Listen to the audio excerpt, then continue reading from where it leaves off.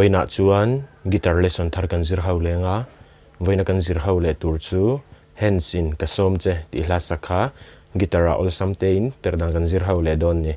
he hla hi I in kan langa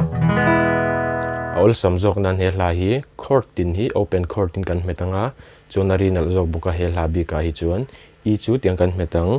first fret a khan third string kuzung chalin kuzung line second fret a fifth string kuzung u in second fret a ve khan fourth string a shrui chung berdan kan strum thlanga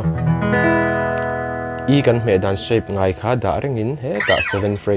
fret a kan slide pheyanga kha shrui nga na trang kan strum thlang kha a niang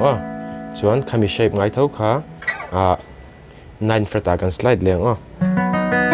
9 fret a kan han up le ze udon chu shape ngai tho kha b niang chuan C sharp minor chu tiang kan metang ikuzung chalin 5th fret a khan second fret ikuzung line 6th fret a khan in fourth string kuzung u in 6th fret a ve khan in third string kha khami ashui kan me chin fourth string atang khan kan strum thlang khang haw kan hmang E nia A nia B nia chuan C sharp minor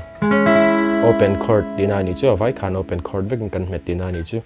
chuan strum dan hi chi khat kan nei lenga chu tiang kan strum anga bul tanga top thlengin down down up ti khana down up down up C sharp minor kan me khan ashui chung pani hi kan mute anga kuzung puin ti hian kan ngat topang met engma kan me na chuan aron ri chuak theya me na tangai lo nga top khan me khanen mute ve kang down up